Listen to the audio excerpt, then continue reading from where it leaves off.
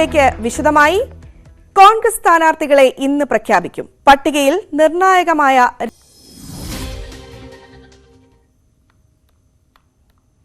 ലോക്സഭാ തെരഞ്ഞെടുപ്പിൽ തൃശൂരിൽ നടക്കുന്നത് തീപാറും പോരാട്ടം. പത്മജ വേണുഗോപാലിന്റെ ചുവടുമാറ്റത്തെ പ്രതിരോധിക്കാൻ കഴിയാതെ കോൺഗ്രസ് പാടുപെടുമ്പോൾ സംസ്ഥാനമെമ്പാടും അത് ആയുധമാക്കുകയാണ് LDF. BJPയുടെ സ്ഥാനാർത്ഥി സുരേഷ് ഗോപി പത്മജ വേണുഗോപാലിന്റെ കടന്നുവരവിൽ മൗനം പാലിക്കുകയാണ്. ഞാൻ നിൽക്കുന്നത് കെ കരുണാകരന്റെ സ്മൃതി കുടീരത്തിന് മുൻപിലാണ്. പൂങ്കുന്നത്തെ മുരളി മന്ദിരത്തിലാണ് അദ്ദേഹത്തിന്റെയും ഭാര്യയുടെയും സ്മൃതി കുടീരമുള്ളത്. നമുക്കറിയാം, കോൺഗ്രസിനെ സംബന്ധിച്ച് ഈ ഒരു ഇടം വളരെ പ്രധാനപ്പെട്ടതാണ്, ഏറെ വിശേഷപ്പെട്ടതാണ്. അതുകൊണ്ടാണ് കഴിഞ്ഞ ദിവസം TN പ്രതാപൻ അദ്ദേഹത്തിന്റെ പ്രചാരണത്തിന്റെ തുടക്കം ഇവിടെ പുഷ്പാർച്ചന അർപ്പിച്ചുകൊണ്ട് തുടങ്ങിയത്. എന്താണെങ്കിലും ഈ ഒരു സാഹചര്യം മാറുകയാണ്. ഇനി ഈ കുടീരത്തിൽ വന്ന് പ്രാർത്ഥിച്ചുകൊണ്ട് പത്മജ വേണുഗോപാൽ BJPക്ക് വേണ്ടി തെരഞ്ഞെടുപ്പ് പ്രചാരണത്തിന് ഇറങ്ങുമോ എന്നതാണ് കണ്ടറിയേണ്ടത്. പത്മജ വേണുഗോപാൽ 2 തവണ തൃശൂരിൽ നിന്ന് നിയമസഭയിലേക്ക് മത്സരിച്ച നേതാവാണ്. തൃശൂരിൽ അണികളുള്ള നേതാവാണ്. അതുകൊണ്ട് തന്നെ പത്മജയുടെ ഈ BJPയിലേക്കുള്ള ചൂടുമാറ്റം തൃശൂരിൽ കോൺഗ്രസിന് വലിയ ആഘാതമാണ് നൽകിയിരിക്കുന്നത്. അതും തെരഞ്ഞെടുപ്പ് പടിവാതിൽക്കൽ എത്തി നിൽക്കെ അപ്രതീക്ഷിതമായിട്ടുള്ള ഈ മാറ്റം. കോൺഗ്രസ് നേതാക്കൾ ഇതിനെ പ്രതിരോധിക്കാൻ പാടുപെടുകയാണ്. പലരും വിശദീകരിക്കാതെ, ഉത്തരം പറയാതെ ഒഴിഞ്ഞു മാറുകയാണ്. പക്ഷേ തെരഞ്ഞെടുപ്പ് പ്രചാരണത്തിനിടെ ജനങ്ങൾക്ക് മുമ്പിൽ ഇത് വിശദീകരിക്കേണ്ടി വരുമെന്ന് ഉറപ്പാണ്. മാറിയത് കെ കരുണാകരന്റെ മകളായതുകൊണ്ട് തന്നെ അതിനെ പ്രതിരോധിക്കാൻ കോൺഗ്രസ് ഏറെ ബുദ്ധിമുട്ടും. പ്രത്യേകിച്ച് തൃശൂരിൽ അടിവേരുകളുള്ള ഒരു നേതാവാണ് പത്മജ വേണുഗോപാൽ എന്നതുകൊണ്ട് തന്നെ പത്മജയുടെ ഈ മാറ്റം കോൺഗ്രസിനെ സംബന്ധിച്ച് ഈ തെരഞ്ഞെടുപ്പിൽ കണക്കുകൂട്ടലുകൾ തെറ്റിക്കുന്നതാണ്. കാരണം പത്മജയുടെ കൂടെയുള്ളവർ പത്മജയ്ക്കൊപ്പം BJPയിലേക്ക് മാറുകയാണെങ്കിൽ തൃശൂർ നഗരത്തിലെയെങ്കിലും വോട്ടിങ്ങിനെ അത് കാര്യമായി ബാധിക്കും. കാരണം പത്മജയ്ക്ക് കൃത്യമായ സ്വാധീനമുള്ള ഇടങ്ങൾ തൃശൂർ നഗരത്തിലെങ്കിലുമുണ്ട്, സാമുദായിക ഇടങ്ങളിലെങ്കിലുമുണ്ട്. അത് കോൺഗ്രസിനെ സംബന്ധിച്ച് ഈ തെരഞ്ഞെടുപ്പിൽ ഒരു തലവേദനയാകും. അതിനപ്പുറം കോൺഗ്രസിന്റെ ഏറ്റവും മുതിർന്ന നേതാവായിരുന്ന കരുണാകരന്റെ മകൾ BJPയിലേക്ക് മാറി എന്ന പ്രചാരണം ഇടതുപക്ഷം അഴിച്ചുവിടുമ്പോൾ അത് സംസ്ഥാനത്താകമാനം കോൺഗ്രസിന് പ്രതിരോധിക്കാൻ ബുദ്ധിമുട്ടുള്ള ഒരു കാര്യമാകും. കാരണം ഇന്നത്തെ കോൺഗ്രസാണ് നാളെ BJP എന്ന പ്രചാരണം ഇടതുപക്ഷം നേരത്തെ തന്നെ തുടങ്ങിവെച്ചതാണ്. ഇപ്പോൾ കേരളത്തിലെ ഏറ്റവും മുതിർന്ന നേതാക്കളിൽ ഒരാളായിരുന്ന കെ കരുണാകരന്റെ മകൾ തന്നെ BJPയിലേക്ക് മാറിയത് അവർക്ക് തെരഞ്ഞെടുപ്പിൽ പ്രയോഗിക്കാവുന്ന ഏറ്റവും വലിയ ഒരു ആയുധമായിട്ട് തന്നെ മാറും. നിലവിൽ തന്നെ ഇടതുപക്ഷം അത് ഉപയോഗിക്കുന്നുണ്ട്. ഇതിനെ പ്രതിരോധിക്കുക കോൺഗ്രസിനെ സംബന്ധിച്ച് വലിയ ബുദ്ധിമുട്ടുള്ള കാര്യമാകും. BJPക്കാകട്ടെ ഈ പത്മജയുടെ വരവ് അവർക്ക് ഉയർത്തിക്കാണിക്കാവുന്ന ഏറ്റവും വലിയൊരു നേട്ടമാണ്. പക്ഷേ കഴിഞ്ഞ തവണ തനിക്കെതിരെ മത്സരിച്ച പത്മജ വേണുഗോപാൽ തനിക്ക് വേണ്ടി പ്രചരണത്തിനിറങ്ങുമ്പോൾ സുരേഷ് ഗോപിയുടെ പ്രതികരണം എന്താകുമെന്നതാണ് ഇനി അറിയേണ്ടത്. അത് BJP കേന്ദ്രങ്ങൾ സ്വീകരിക്കുമോ തള്ളിക്കളയുമോ എന്ന് കാണേണ്ടതുണ്ട്. ഒപ്പം തന്നെ സാമുദായികമായിട്ട് ഇതുണ്ടാക്കുന്ന ഒരു മാറ്റം എന്തായിരിക്കുമെന്നതും കണ്ടറിയേണ്ടതാണ്. എന്തുതന്നെയാണെങ്കിലും കേരള രാഷ്ട്രീയത്തിൽ ഈ തെരഞ്ഞെടുപ്പിന് മുമ്പിൽ സംഭവിക്കേണ്ടിയിരുന്ന അല്ലെങ്കിൽ സംഭവിച്ച ഏറ്റവും വലിയ രാഷ്ട്രീയ മാറ്റം തന്നെയാണ് പത്മജ വേണുഗോപാലിന്റെ BJPയിലേക്കുള്ള ചുവടുമാറ്റം. ഇതിന്റെ അലയൊലികൾ തൃശൂരിൽ മാത്രം ഒതുങ്ങി നിൽക്കുന്നതാകില്ല എന്ന് ഉറപ്പാണ്. തൃശൂരിൽ നിന്നും അഖിലൂട്ടുപാറയ്ക്കൊപ്പം CB അനുമോദ്, ന്യൂസ് 18. പത്മജ വേണുഗോപാലിന്റെ BJP പ്രവേശം തെരഞ്ഞെടുപ്പ് അജണ്ടയാക്കാൻ LDF. രാവിലെ ചേരുന്ന CPM സംസ്ഥാന സെക്രട്ടേറിയറ്റും വൈകിട്ട് ചേരുന്ന ഇടതുമുന്നണി യോഗവും വിഷയം ചർച്ച ചെയ്യും. കെ കരുണാകരന്റെ മകൾ BJPയിൽ പോയെങ്കിൽ മറ്റു പലരും അവിടേക്ക് പോകും എന്ന പ്രചാരണം ശക്തിപ്പെടുത്താനാണ് ഇടതുമുന്നണിയുടെ നീക്കം. മണ്ഡലം കൺവെൻഷനുകളിലും തെരഞ്ഞെടുപ്പ് പ്രചാരണങ്ങളിലും ഇത് ഊന്നിപ്പറയാനാകും തീരുമാനം. ന്യൂനപക്ഷങ്ങൾക്കിടയിൽ ഈ പ്രചാരണം വലിയ സ്വാധീനമുണ്ടാക്കുമെന്നാണ് ഇടതുമുന്നണിയുടെ കണക്കുകൂട്ടൽ. പത്മജ കോൺഗ്രസ് വിട്ട് BJPയിൽ ചേർന്നത് തിരിച്ചടിയാകില്ല എന്ന പ്രതീക്ഷയാണ് TN പ്രതാപൻ പങ്കുവെക്കുന്നത്. തെരഞ്ഞെടുപ്പിൽ ചർച്ചയാകുന്നത് രാഷ്ട്രീയമാണ്, ജനങ്ങൾ എല്ലാം വിലയിരുത്തും എന്നും പ്രതാപൻ ന്യൂസ് 18നോട് പറഞ്ഞു. തൃശൂരിലെ തെരഞ്ഞെടുപ്പിന്റെ പ്രചരണം തുടങ്ങിക്കഴിഞ്ഞിരിക്കുന്നു. ഔദ്യോഗികമായി പ്രഖ്യാപിച്ചില്ലെങ്കിലും TN പ്രതാപൻ പ്രചരണത്തിന് തുടക്കം കുറിച്ചു കഴിഞ്ഞു. തുടങ്ങിക്കഴിഞ്ഞ പ്രചരണം അല്ലേ?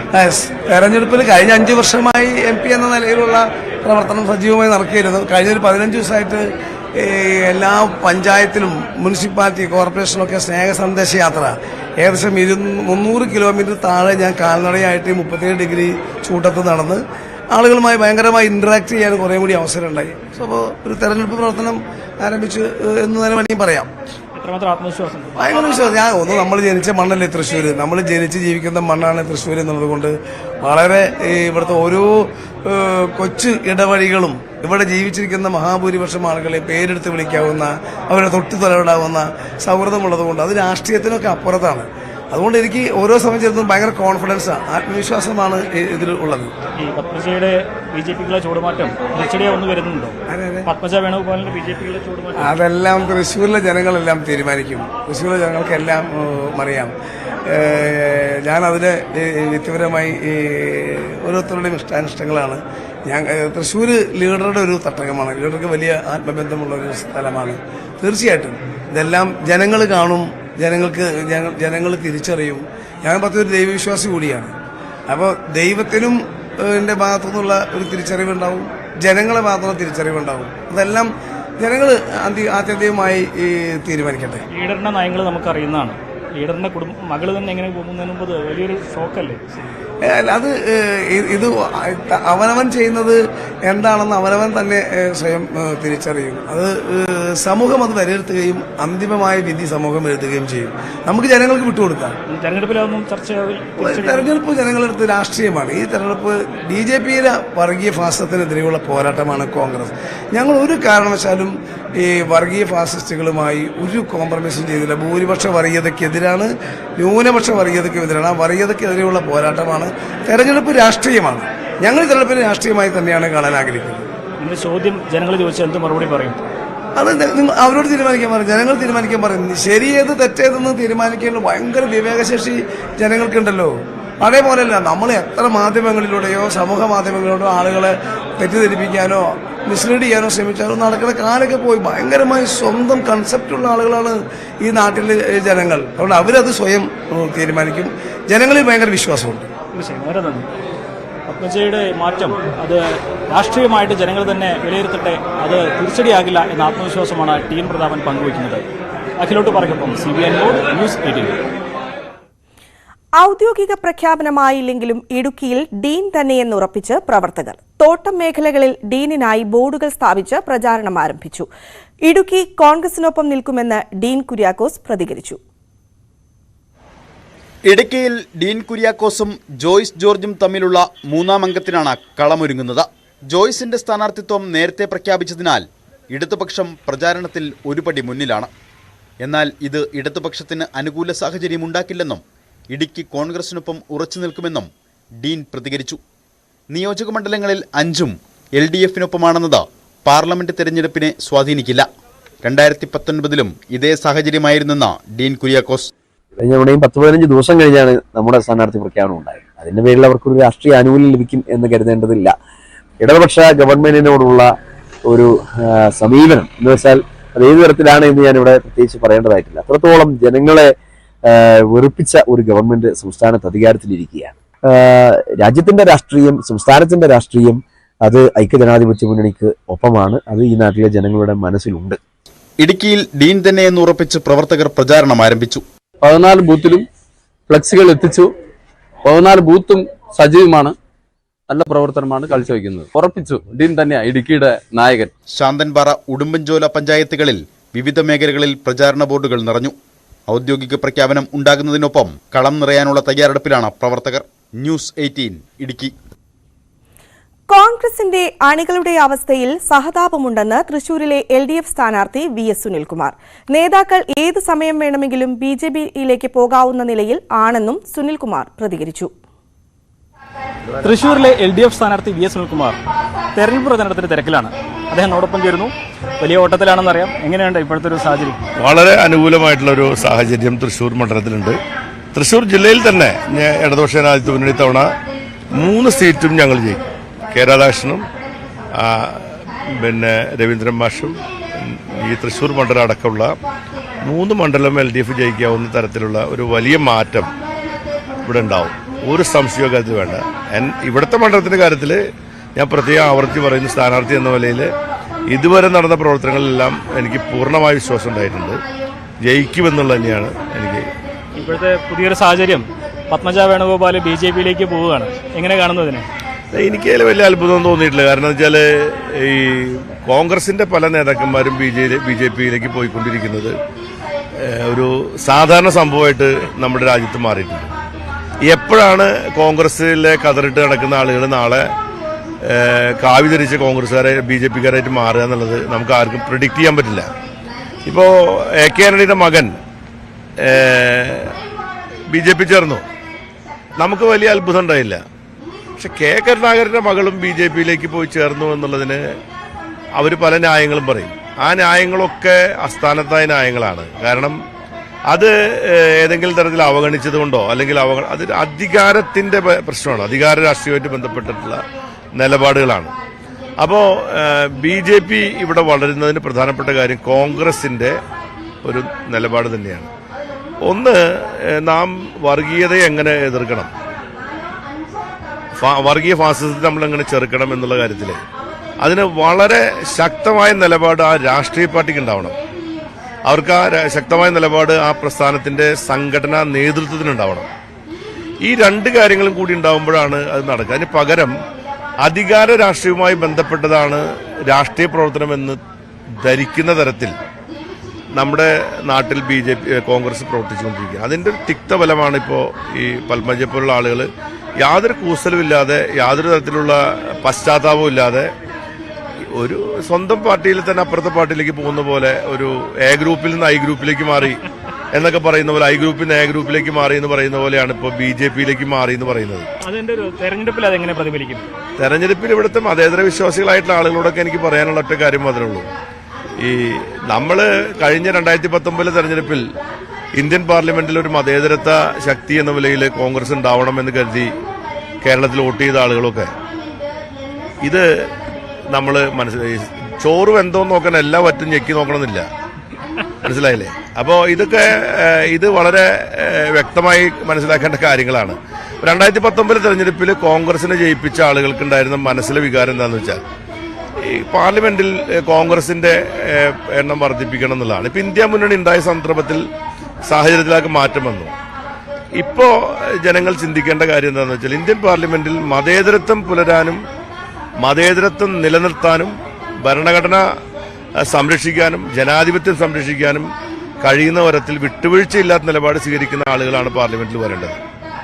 നാളെ മാറി ചിന്തിക്കാൻ ഒരു മടിയില്ലാത്ത ഒരു പാരമ്പര്യമുള്ള ആൾക്കാരല്ല വരേണ്ടത്. അപ്പൊ അതുകൊണ്ട് ഇത്തവണ ഈ തെരഞ്ഞെടുപ്പിൽ 2019 വ്യത്യസ്തമായി ഈ തെരഞ്ഞെടുപ്പിൽ കേരളത്തിലെ മതേതര ജനവിഭാഗം, മതേതരത്തിന് വേണ്ടി നിലകൊള്ളുന്ന ആൾക്കാർ, ജാതിമത ഭേദം എല്ലാ വിഭാഗത്തിൽപ്പെട്ട ആൾക്കാരും അവരെല്ലാം ഇത്തവണ ഇക്കാര്യത്തിലുണ്ടായിരിക്കുന്ന ഈ ഒരു സാഹചര്യങ്ങളൊക്കെ ഇടതുപക്ഷത്തിന്റെ ജനപ്രതിനിധികൾ ഇന്ത്യൻ പാർലമെന്റ് വരണമെന്ന ചിന്താഗതിയിലേക്ക് അവരെ കൊണ്ടുപോകുന്നതിന് കൂടുതൽ ശക്തി പോരുന്നതാണ് എനിക്ക് തോന്നുന്നത്. പത്മജയുടെ പാർട്ടി മാറ്റം BJP-ക്കാണോ ഇടതുപക്ഷത്തിനാണോ ഗുണം ചെയ്ത് തെരഞ്ഞെടുപ്പിൽ?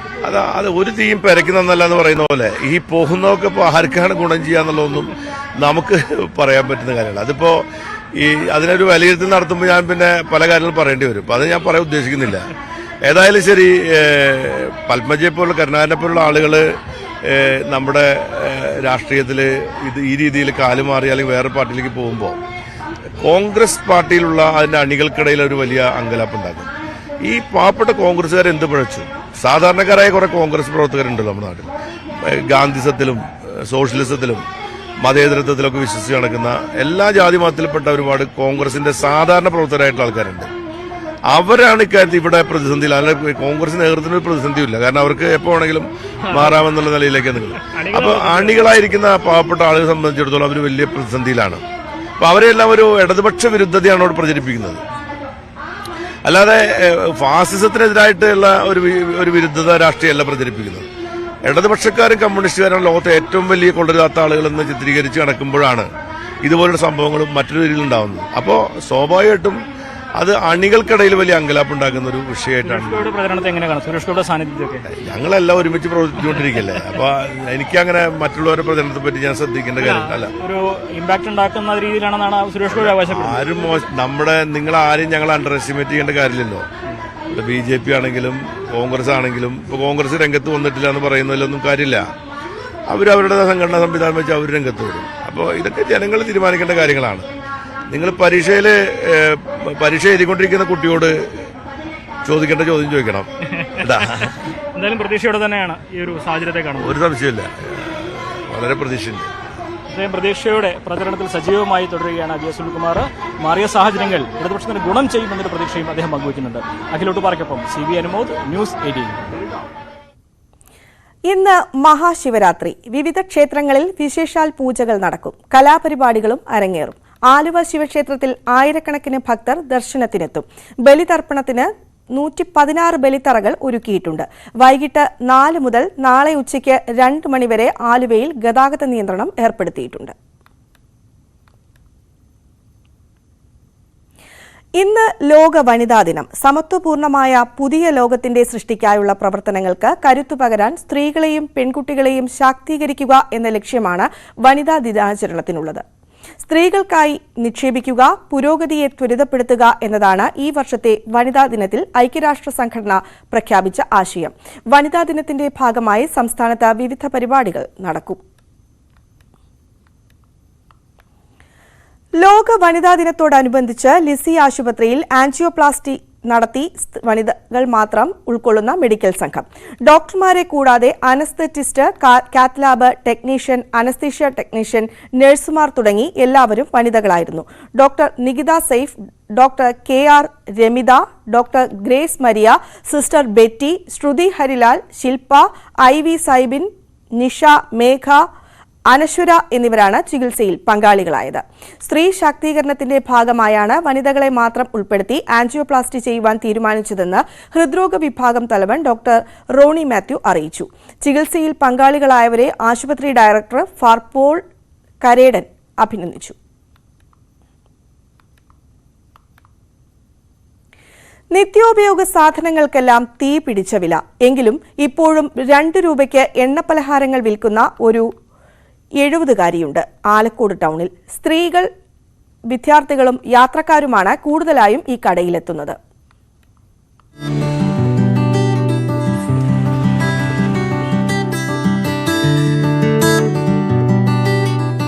ചൂട് പരിപ്പുവട, ഉള്ളിവട, സുഖിയൻ, ഉണ്ടക്കായ എല്ലാത്തിനും 2 രൂപ മാത്രം. കഴിഞ്ഞ 15 വർഷമായി 70കാരിയായ ധനലക്ഷ്മി അമ്മയുടെ കച്ചവടം ആലക്കോട് NSS ഹയർ സെക്കൻഡറി സ്കൂളിന് സമീപത്തുള്ള ഈ കൊച്ചുകടയിൽ പൊടി പൊടിക്കുകയാണ്. മൈദയ്ക്കും എണ്ണയ്ക്കും പഞ്ചസാരയ്ക്കും പരിപ്പിനും സവാളയ്ക്കും എല്ലാം വില കുത്തനെ കൂടിയിട്ടും എങ്ങനെയാണ് ഇങ്ങനെ വിൽക്കാൻ സാധിക്കുന്നതെന്ന് ചോദിച്ചപ്പോൾ എത്ര കൂടിയാലും എണ്ണക്കടികൾക്ക് 2 രൂപയിൽ കൂട്ടില്ലെന്ന് ധനലക്ഷ്മി അമ്മ. ചില ദിവസം നല്ല കച്ചവടം ഉണ്ടാവും. ചെറിയ പൈസ ആയതുകൊണ്ട് എല്ലാവരും വാങ്ങിക്കൊണ്ട് പോകും. എല്ലാവർക്കും ഒരു സന്തോഷമാണ്. പോയിട്ട് ചായയൊക്കെ വെച്ച് കുടിക്കാമല്ലോ എന്നും പറഞ്ഞ് വാങ്ങിക്കൊണ്ട് പോകാറുണ്ട്. ചില ദിവസം ഒന്നും കിട്ടാറില്ല, എന്നാലും അത് ഞങ്ങൾ ഒപ്പിച്ചു പോകും. വിദ്യാർത്ഥികളും യാത്രക്കാരുമാണ് കൂടുതലായും ധനലക്ഷ്മി അമ്മയുടെ കടയിലെ കസ്റ്റമേഴ്സ്. സഹായത്തിനായി മരുമകൾ ലതികയും ഒപ്പമുണ്ട്. തുച്ഛമായ തുകയ്ക്ക് എണ്ണക്കടികൾ കിട്ടുന്നതിനാൽ എല്ലാവരും ഹാപ്പി. അവരുടെ മുഖത്തെ ചിരി കാണുമ്പോൾ ധനലക്ഷ്മി അമ്മയ്ക്കും പറഞ്ഞറിയിക്കാനാകാത്ത സന്തോഷം. ന്യൂസ് 18 ആലക്കോട്. പ്രൊഫഷണലിസത്തിന്റെ വഴിയോര കച്ചവട തന്ത്രങ്ങളുമായി വേറിട്ട മാതൃക തീർക്കുകയാണ് ചിപ്പി. ചൂനാട് റോഡിലൂടെ പോകുന്ന ആരും ഒരു പാക്കറ്റ് ഉണ്ണിയപ്പം വാങ്ങിപ്പോകുന്ന തരത്തിലുള്ള കച്ചവട രീതിയാണ് ചിപ്പിയുടെ പ്രത്യേകത. വഴിയോര കച്ചവടത്തിൽ നിന്ന് സംരംഭകയിലേക്കുള്ള ചിപ്പിയുടെ വിജയഗാഥ കാണാം. ഇലപ്പക്കുളം ചൂനാട് സ്വദേശി ചിപ്പി വഴിയോര കച്ചവടം തുടങ്ങിയിട്ട് 2 വർഷം പിന്നിടുകയാണ്. ഉണ്ണിയപ്പം അടക്കമുള്ള പലഹാരങ്ങളുമായി വഴിയോരത്ത് ഉപഭോക്താക്കളെ കാത്തുനിൽക്കുന്ന ചിപ്പിയുടെ ഉള്ളിൽ സങ്കടങ്ങളിൽ ചാലിച്ചൊരു കഥ പങ്കുവയ്ക്കാനുണ്ട്. 6 വയസ്സുകാരനായ ഇളയ മകൻ അദ്വിക്കിന്റെ ചികിത്സയ്ക്ക് വേണ്ടിയാണ് വഴിയോര കച്ചവടത്തിലേക്ക് ഇറങ്ങിയത്. ഹൈപ്പർ ആക്ടിവിറ്റിക്കൊപ്പം വൃക്ക സംബന്ധമായ പ്രശ്നങ്ങളും നേരിടുന്ന അദ്വിക്ക് തിരുവനന്തപുരം SATയിലെ ചികിത്സയിലാണ്. 2 ശസ്ത്രക്രിയ കഴിഞ്ഞു. 3ാമത്തേതിന് കാത്തിരിക്കുന്നു. ഇതിനായി നല്ലൊരു തുക വേണം. വിവാഹ ജീവിതം തകർന്നതോടെയാണ് കുഞ്ഞുങ്ങളുടെ കൈയും പിടിച്ച് ചിപ്പി തിരികെ വീട്ടിലെത്തിയത്. പിതാവ് പരമേശ്വരൻ 2.5 വർഷം മുമ്പ് മരിച്ചതോടെ കുടുംബം പാടെ തകർന്നു. പിന്നീട് ഉപജീവനത്തിനായി ഉണ്ണിയപ്പ കച്ചവടത്തിലേക്ക് കടക്കുകയായിരുന്നു. അമ്മ ശീലാകുമാരിയും പിന്തുണയുമായി ഒപ്പമുണ്ട്. ഇപ്പോഴെന്ന് പറഞ്ഞാല് ജീവിതത്തിന് ഒരുപാട് പ്രതിസന്ധികളിലൂടെയാണ് ഞാൻ വന്നത്. ഇപ്പം എൻ്റെ മകനാണെങ്കിൽ ചെറിയ കിഡ്നിക്ക് പ്രോബ്ലം ഒക്കെ ഉണ്ട്. ഞാൻ ഡിവോഴ്സ്ഡ് ആണ്. ഇപ്പം ഞാൻ 2 മക്കളും എൻ്റെ അമ്മയടങ്ങുന്നതാണ് കുടുംബം. ഈ കുടുംബത്തെ മുമ്പോട്ട് കൊണ്ടുപോകാൻ കഴിയുന്നത് ഈ വരുമാന മാർഗത്തിലൂടെയാണ്. ആദ്യകാലങ്ങളിൽ ഇത് വന്നിടം തൊട്ട് ഭയങ്കര മോശമായ ഫീഡ്ബാക്സ് ഒക്കെ ആയിരുന്നു.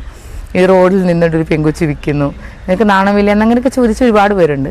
പക്ഷേ ഇതൊക്കെ എനിക്കൊരു ഓപ്പർച്യൂണിറ്റി ആയിട്ട് ഞാൻ മാറ്റിയെന്നുള്ളതാണ്. കാര്യം എനിക്ക് എൻ്റെ മുന്നിൽ എൻ്റെ 2 മക്കളുടെ മുഖങ്ങൾ മാത്രമായിരുന്നു. ആരുടെയും മുന്നിൽ കൈനീട്ടരുത് എന്നൊരു ആഗ്രഹം എനിക്കുണ്ടായിരുന്നു. അപ്പോൾ അതിൽ നിന്നാണ് ഒന്നുമില്ലായ്മയിൽ നിന്ന് ബിഗ് സീറോയിൽ നിന്നും ഇവിടം വരെയൊക്കെ എനിക്ക് എത്തിക്കാൻ കഴിഞ്ഞത്, ഈ കുടുംബം മുമ്പോട്ട് കൊണ്ടുപോകാൻ കഴിയുന്നത് ഈ കച്ചവടത്തിലൂടെ തന്നെയാണ്. അതുപോലെ തന്നെ ഞാൻ ട്രെയിനറായിട്ട് വർക്ക് ചെയ്യുന്നുണ്ട്. ക്ലാസ്സൊക്കെ ചെറിയ രീതിയിൽ മോട്ടിവേഷൻ ക്ലാസ്സും, അതുപോലെ തന്നെ പിക്കിൾസ് മേക്കിങ്ങിൻ്റെ ട്രെയിനറാണ് ഞാൻ. അതിൻ്റെ അച്ചാറിൻ്റെയൊക്കെ പ്രോഗ്രാമൊക്കെ എടുത്തു കൊടുക്കാൻ പോകുന്നുണ്ട്. പിന്നെ ചെറിയ രീതിയിൽ ക്രൈം മാപ്പിംഗ് അങ്ങനെയുള്ള സാധനങ്ങളൊക്കെ വർക്ക് ചെയ്യുന്നുണ്ട്. ഇതൊക്കെ ക്ലാസ്സുകൾ എനിക്ക് സന്തോഷം നൽകുന്നതാണ്. ആർക്കെങ്കിലുമൊക്കെ ചെറിയ രീതിയിലെങ്കിലും ജീവിതത്തിൽ ഒരു പ്രചോദനമാവാൻ കഴിയുക എന്നുള്ളതാണ് എൻ്റെ ഏറ്റവും വലിയ കാര്യം. 10 സ്ത്രീകളുമായി ചേർന്ന് കുടുംബശ്രീ യൂണിറ്റിലൂടെയായിരുന്നു തുടക്കം. മറ്റുള്ളവർ പിന്മാറിയിട്ടും ആവശ്യങ്ങൾ ഏറെ ഉള്ളതിനാൽ ചിപ്പി ഈ രംഗത്ത് തന്നെ തുടരുകയായിരുന്നു. ഉണ്ണിയപ്പത്തിനൊപ്പം അച്ചാറുകളും അച്ചപ്പം, മുറുക്ക് അടക്കമുള്ളവയും തയ്യാറാക്കി തുടങ്ങി. ചൂനാട് കറ്റാനം റോഡിൽ വീടിന് മുൻവശത്തെ ചൂനാട് വടക്കേ ജംഗ്ഷനിൽ റോഡരികിലെ കച്ചവടം പതുക്കെ അംഗീകരിക്കപ്പെട്ടു. കച്ചവടം സാമൂഹിക മാധ്യമങ്ങളിൽ വൈറലായതും വിൽപ്പനയെ സഹായിച്ചു. ഇപ്പോൾ പലർക്കും തൊഴിൽ നൽകുന്ന സംരംഭമായും തന്റെ വഴിയോര കച്ചവടം വളർത്താൻ സാധിച്ചു എന്നുള്ളതാണ് ചിപ്പിയുടെ വിജയം. ആഴ്ചയിൽ 2 ദിവസമേ കച്ചവടമുള്ളൂ. മറ്റ് ദിവസങ്ങളിൽ കുടുംബശ്രീയിൽ പരിശീലകയായി പോകും. മോട്ടിവേഷൻ സ്പീക്കർ എന്ന നിലയിലും ഇതിനോടകം ചിപ്പി പേരെടുത്തു കഴിഞ്ഞു. ഇപ്പോൾ ലൈഫ് പദ്ധതിയിൽ വീട് അനുവദിച്ചതോടെ കൂരയെന്ന സ്വപ്നവും സഫലമാകുന്ന സന്തോഷത്തിലാണ് ചിപ്പി. ന്യൂസ് 18 കായംകുളം. കല്യാണിന്റെ പുതിയ എക്സ്പ്രസ് സ്മാർട്ട് ഇനി ഒല്ലൂരിലും. ഉപഭോക്താക്കൾക്ക് സൗകര്യപ്രദമായ രീതിയിൽ കല്യാണിന്റെ മറ്റൊരു എക്സ്പ്രസ് സ്മാർട്ടിന് തൃശൂർ ഒല്ലൂരിൽ തുടക്കമായി. നിത്യോപയോഗ സാധനങ്ങൾ ഉൾപ്പെടെ എല്ലാവിധ സാധന സാമഗ്രികളും എക്സ്പ്രസ് സ്മാർട്ടിൽ ലഭ്യമാണ്. ഒരിക്കൽ കൂടി കല്യാൺ എക്സ്പ്രസ് സ്മാർട്ട് ഏവരെയും സ്വാഗതം ചെയ്യുന്നു. തിരക്കേറിയ ജീവിതത്തിൽ ജനങ്ങൾക്ക് വേണ്ട ഉൽപ്പന്നങ്ങൾ അവർക്കരികിലേക്ക് എത്തിക്കുകയാണ് എക്സ്പ്രസ് സ്മാർട്ടിന്റെ ലക്ഷ്യം. പഴം, പച്ചക്കറി തുടങ്ങി ഗിഫ്റ്റ് ഐറ്റംസ് വരെയുള്ള ഉൽപ്പന്നങ്ങൾ എക്സ്പ്രസ് സ്മാർട്ടിൽ ലഭ്യമാണ്. ഇത് തൃശ്ശൂരിൽ തന്നെ 3ാമത് എക്സ്പ്രസ് സ്മാർട്ടാണ്. നമ്മുടെ കോൺസെപ്റ്റ് തന്നെ ഒരു ഗ്രാബ് ആൻഡ് ഗോ കോൺസെപ്റ്റ് എന്നതിൽ വെച്ചിരിക്കുന്നതാണ്. അതായത് വീട്ടിന്റെ അടുത്തിരുന്ന് തന്നെ റെസിഡൻഷ്യൽ ഏരിയാസ് ചൂസ് ചെയ്ത് ആളുകൾക്ക് ട്രാഫിക്കിന്റെയോ ഒന്നിന്റെയും തന്നെ ബുദ്ധിമുട്ടില്ലാണ്ട് അടുത്ത് നിന്ന് അവർക്ക് വേണ്ട സാധനങ്ങൾ, ഒരു വീട്ടിന് ആവശ്യമുള്ള എല്ലാ സാധനവും ഇത് ചെറിയൊരു കുടക്കീഴിൽ തന്നെ കിട്ടും. ആ ഒരു കോൺസെപ്റ്റിലാണ് ഇവിടെ നമ്മൾ എക്സ്പ്രസ് സ്മാർട്ട് തുടങ്ങിയിരിക്കുന്നത്. ഒല്ലൂരിലെ പുതിയ എക്സ്പ്രസ് സ്മാർട്ടിന്റെ ഉദ്ഘാടനം മന്ത്രി കെ രാജൻ നിർവഹിച്ചു. മേയർ MK വർഗീസ്, ചെയർമാനും മാനേജിംഗ് ഡയറക്ടറുമായ പട്ടാഭിരാമൻ, മക്കളായ മഹേഷ്, പ്രകാശ്, മരുമക്കളായ Vardhini Prakash, Madhumathi Mahesh, Kalyan jewellers chairman TS Kalyanaraman എന്നിവരും ചടങ്ങിൽ പങ്കെടുത്തു. ന്യൂസ് 18 തൃശൂർ.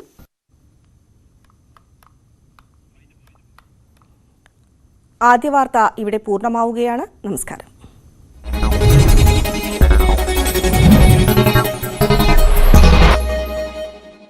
ലോകത്തിലെ ഏറ്റവും ഉയരം കൂടിയ പ്രതിമയുടെ നല്ല കമ്പനിയുടെ ഫലമായിരിക്കാം പ്രാദേശിക സ്ത്രീകളും വലിയ സ്വപ്നം കാണാൻ തുടങ്ങിയത്. അവരുടെ ജീവിതവും മെച്ചപ്പെടാൻ തുടങ്ങി. ഇതിനു മുമ്പ് സ്ത്രീകൾ വീട് വിട്ട് പുറത്തേക്ക് പോകില്ലായിരുന്നു. ഇപ്പോ സ്വന്തമായി സമ്പാദിച്ച് വീട് നോക്കാൻ പറ്റുന്നുണ്ട്. വീട്ടിലെല്ലാവരും അഭിനന്ദിക്കാൻ തുടങ്ങി. ജനങ്ങളുടെ മനസ്സിൽ ഇതിനെക്കുറിച്ചുള്ള ചിന്തകൾ വന്നുകൊണ്ടേയിരിക്കുന്നു. നമ്മുടെ രാജ്യത്തിന്റെ ഐക്യത്തെ പ്രതീകമാക്കുന്ന ഒരു തീർത്ഥാടന കേന്ദ്രമായി മാറും.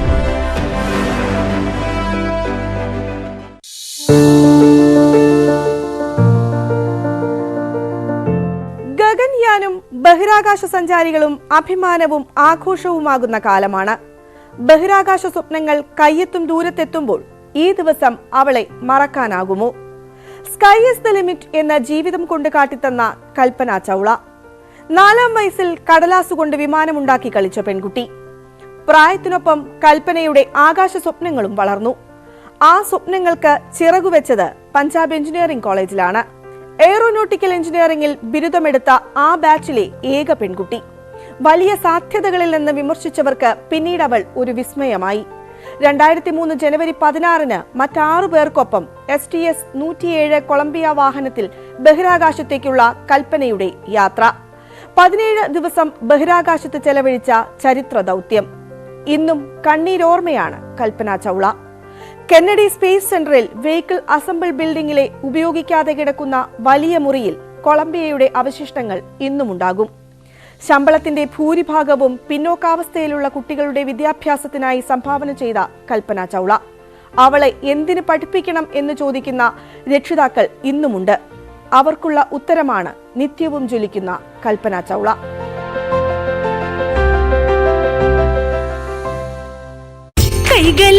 എടുക്കാൻ കഴിയുന്നു എന്നത് ഏറ്റവും പ്രധാനപ്പെട്ട രാഷ്ട്രീയ നീക്കമാണ്. കഴിഞ്ഞ നിയമസഭാ തെരഞ്ഞെടുപ്പിൽ സുരേഷ് ഗോപിക്ക് എതിരെ മത്സരിച്ച ആളുകൂടിയാണ് പത്മജ വേണുഗോപാൽ എന്ന പ്രത്യേകതയുമുണ്ട്. കിരൺ ബാബു നമുക്കൊപ്പം ചേരുന്നു. കിരൺ, ഈ പത്മജ വളരെ ചുരുങ്ങിയ വാക്കുകളിലാണ് സംസാരിച്ചത് എന്ന് മാത്രമല്ല കൃത്യമായ ഒരു രാഷ്ട്രീയം പറയാനൊന്നും അവർ ആ വേദിയിൽ ശ്രമിച്ചിട്ടുമില്ല. ചില അവ്യക്തതകൾ ഇപ്പോഴും അവരുടെ ഈ രാഷ്ട്രീയ നിലപാട് സ്വീകരിക്കത്തിൽ ഉണ്ട് എന്ന് തോന്നുന്നു, അല്ലേ? കൃത്യമായ ഒരു നിലപാടൊന്നും അവർ പറയുന്നില്ല.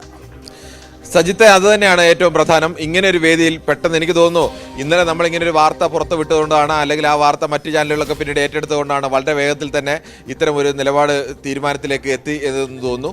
എന്തായാലും ആ വാർത്താ സമ്മേളനത്തിൽ പോലും എന്താണ് അവർ പറയാൻ ഉദ്ദേശിക്കുന്നത്, എന്തുകൊണ്ടാണ് പാർട്ടി വിട്ടത് എന്നത് സംബന്ധിച്ച് വ്യക്തമായി